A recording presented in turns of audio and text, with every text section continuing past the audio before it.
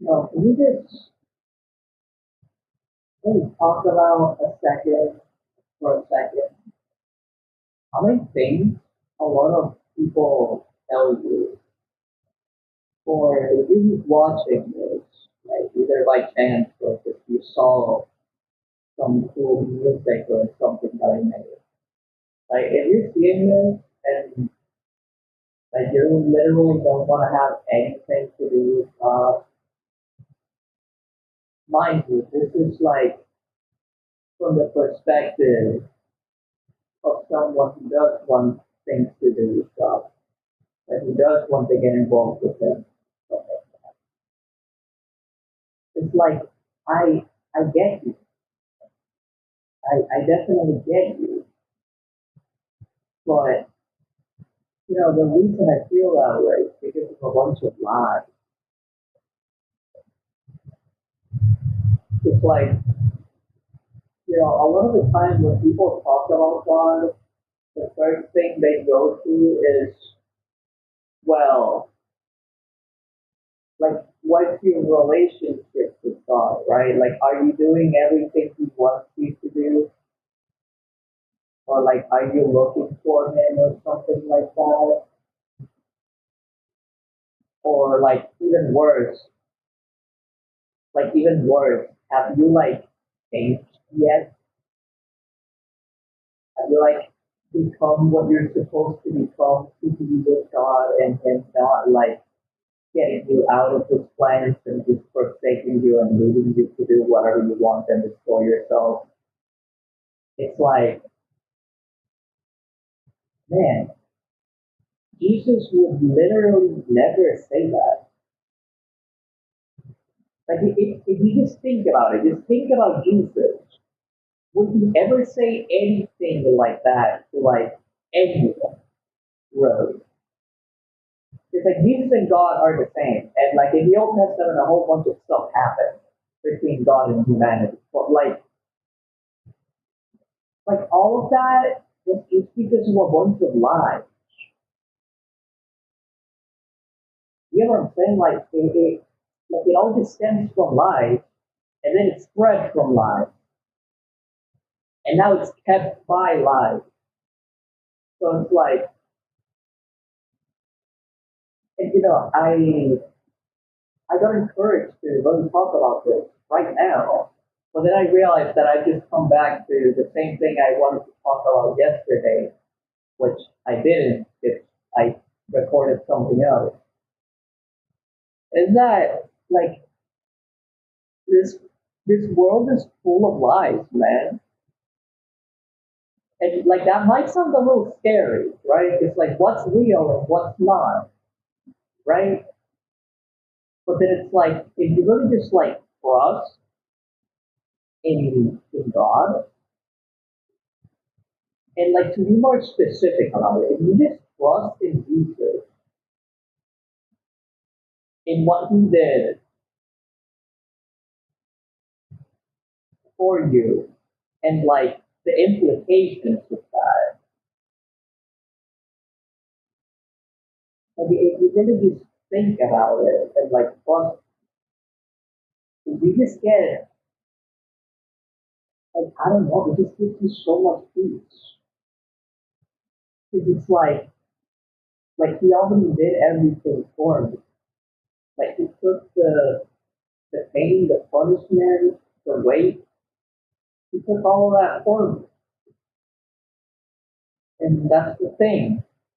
He said that anyone who is like anyone who has heavy burdens and who is very like worked up is like to go to him to find rest. It's like he already did everything for you and you don't have to get something. Like there's not a place where you have to get. There's not a point where you have to get. There's just something that you have to understand. So that's it. Like it's something that you have to believe. You know what I'm saying? And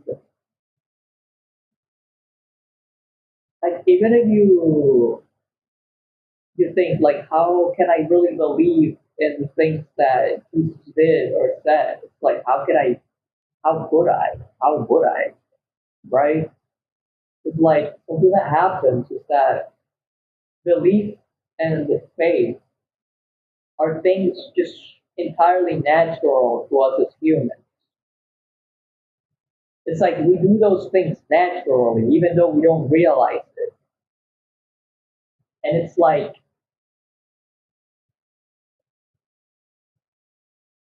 if you just continually try to trust in it and like just remind yourself of it. It's like, look, first thing is that we walk by faith and not by sight. So what you're seeing, like physically, right? Like what you're seeing, your body, me speaking, all those things, it's like they're not as real as you actually think.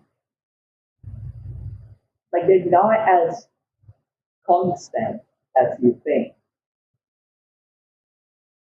Like they can actually change. And that's like a big reveal to me. How like there's like different levels to reality basically.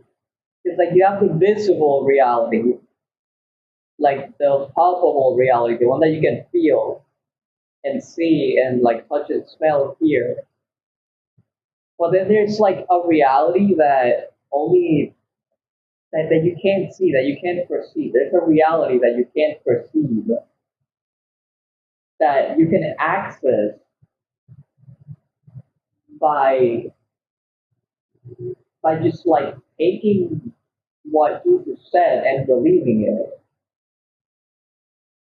Well, like the thing is that what Jesus really wants for us is for us to rest and be what we've always been, but not what you think you've always been.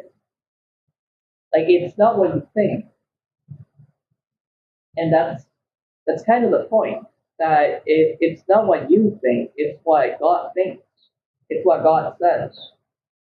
So then, when you go look at, for example, the Gospel of John, and like all the things that it says in it, the things like in the beginning was the Word that like is Jesus, and that we were in Him before the foundation of the world. And it's like it sort of changes the whole. Like if you take it in count, right? If you sort of like picture a worldview where that's like true, and just kind of ignore, like try to ignore everything that the world has told you or that you've experienced. It's like everything only is the way it's supposed to be